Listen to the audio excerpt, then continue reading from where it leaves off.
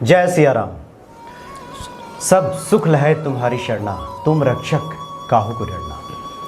सब संभव है हनुमान जी की कृपा से। और आप में से सभी भक्त इस बात को जानते भी हैं कि जब भगवान राम के साथ रावण का युद्ध चल रहा था तो रावण अक्सर कहा करता था कि भगवान राम की सेना में एक ऐसा वानर है यानी हनुमान जी, जिनकी पूंछ बड़ी शक्तिशाली है। और ये भी कहा गया है कि जो पूंछ है हनुमान जी की वो स्वयं भगवती पार्वती हैं यानी शक्ति हैं। जो हनुमान जी की पूंछ है वो शक्ति का प्रतीक है। आज हम इस बात का जिक्र इसलिए कर रहे हैं कि आज इसी से जुड़ा हुआ कुछ ऐसे चमत्कारिक उपाय आपको आचार्य जी बताएंगे जिससे आपके जीवन में आमूल-चूल परिवर्तन आएगा।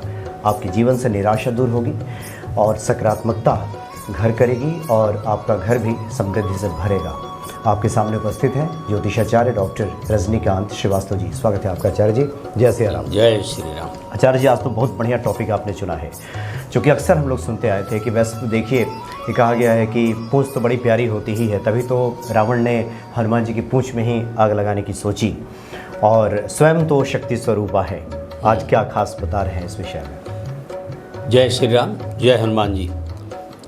दोस्तों, आपने सामने जिक्र कर दिया कि हमारा मेन प्रसंग जो है हनुमान जी की पूंछ में क्या शक्ति थी और पूंछ उनको क्यों प्यारी होती है। जो भी लंगूर हैं, बंदर हैं, और विशेषकर हनुमान जी की सेना में भगवान राम के साथ जो रावण की युद्ध हो रही थी तो हनुमान जी के पास शक्ति की जो सबसे ज़्यादा पूंजी थी वो उनके पूंछ में ही थी। बड़े बड़े शिलाओं को लपेट के फेंक देना, उठा के फेंकते थे, पेड़ों को उखाड़ देना। और इसमें एक छोटा सा एक प्रसंग मैं सुनाना चाहूँगा जी कि एक बार किसी शिला पर बैठ के भगवान शिव शंकर भोलेनाथ मंद मंद मुस्कुरा रहे थे।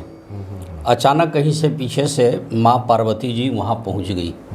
उन्होंने देखा कि भगवान शिव शंकर अकेले खूब आनंदित हैं, प्रफुल्लित हैं, मुस्कुरा रहे हैं।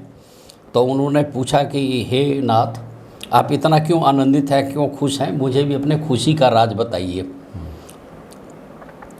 2 बार 3 बार आग्रह जब की तो भगवान शिव शंकर ने बोला कि हे पार्वती जी, ऐसा है कि भगवान विष्णु ने निश्चय किया है कि वो पृथ्वी पर अवतार लेंगे और वो राजा राम के रूप में अवतार लेंगे, और माँ लक्ष्मी जो है वो सीता के रूप में अवतार ले रही हैं।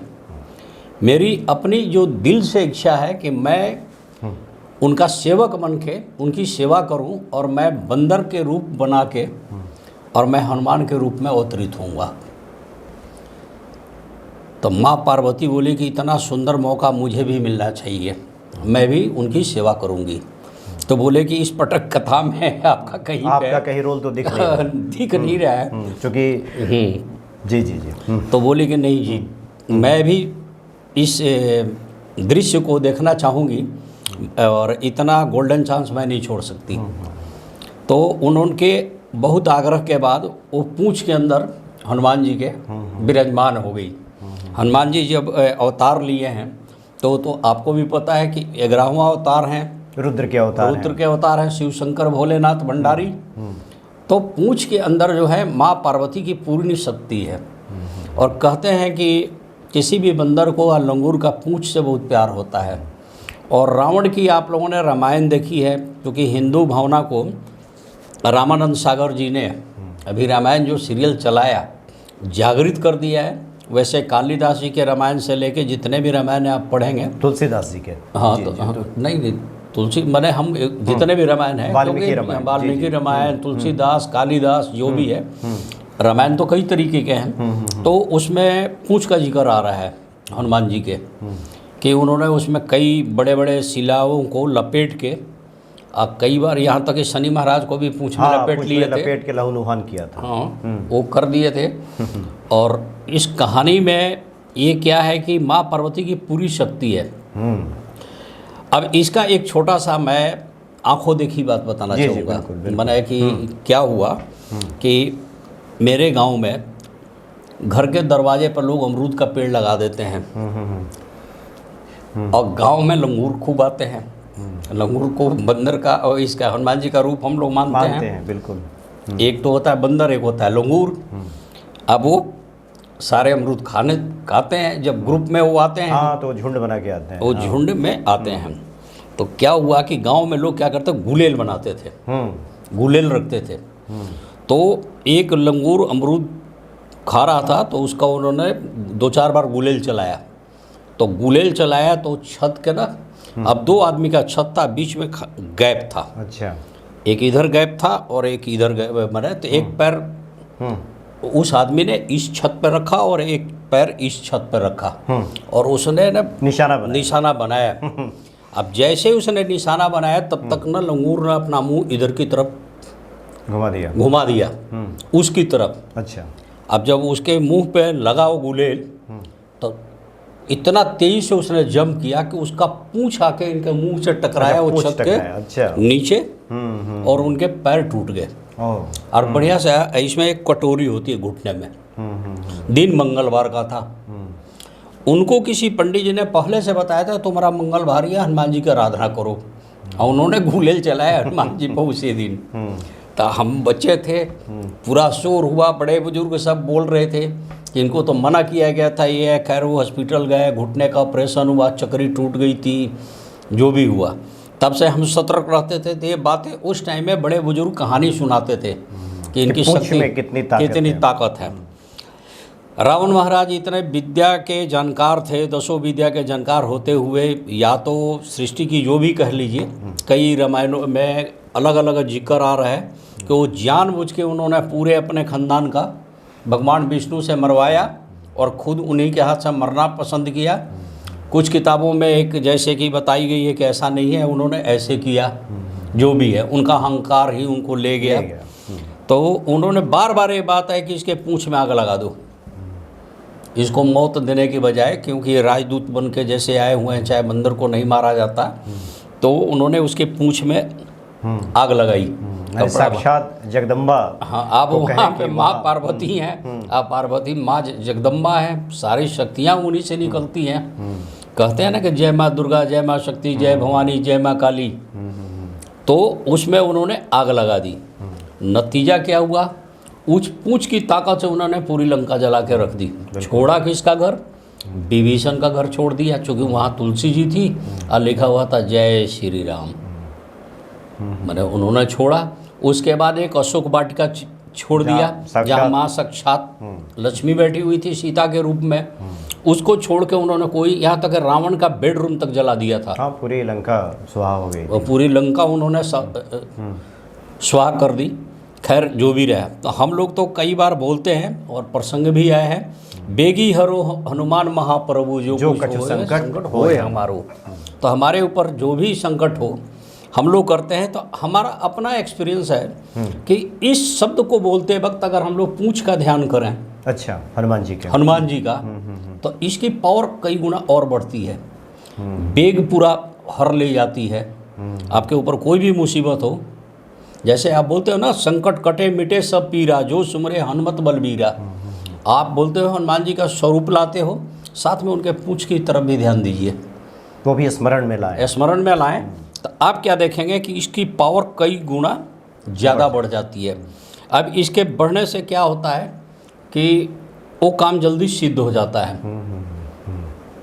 आपके ध्यान में ही ये चीज़ आएगा कि माँ जगदम्बा खुद बैठी हैं, पूरी शक्ति ये बैठे हुए हैं। अब परिवार में कई बार डिस्प्यूट होती है, ज़बरदस्त कलह होती है कई लोगों के घर में, परिवार विघटन के कगार पे है, तो आप क्या करेंगे? तो हनुमान जी की स्मरण करते हुए और साथ में उनका पूंछ का भी ध्यान करते हुए, उनके पूंछ का ध्यान करते हुए आप पूजन करें, तो क्या होगा कि परिवार का विघटन होने से रुक जाता है, क्लेश कम हो जाती है। ऐसा अपना निजी अनुभव है। आप हनुमान बाहु पढ़े होंगे, गोस्वामी तुलसीदास जी की वो भगवान श्री राम के बहुत बड़े भक्त थे, और हनुमान जी ने ही उनको भगवान राम से भी मिलाया था।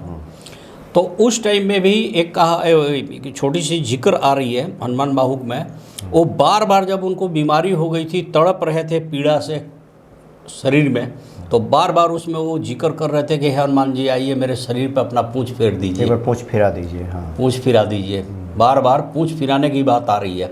इसका मतलब उनके पूंछ में ही ताकत है। आप गौर से पढ़िए, हनुमान बाहुक ही लीजिए तो उसमें क्या देखें कि उनके पूंछ में बहुत ज़्यादा ताकत है, वो बार बार पूंछ के लिए ही बोल रहे हैं।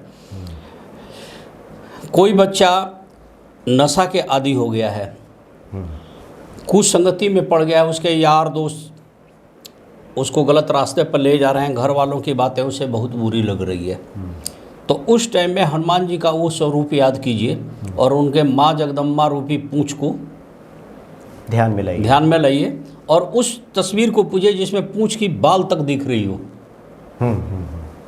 जी। उसकी तरफ भी आपका नहीं जाने तो क्या देखेंगे कि वो मंत्र जो आप बोल रहे हैं, जैसे आपने बोला महावीर विक्रम बजरंगी कुमति निवारण सुमति के संगी, तो उनके पूंछ की तरफ ध्यान दीजिए। हनुमान जी के चरणों से लेकर मुंह तो देखिए, लेकिन पूंछ पर लास्ट में ध्यान केंद्रित कीजिए, तो क्या होगा कि उसकी कुमति जो है धीरे धीरे सुमति में बदल जाएगी।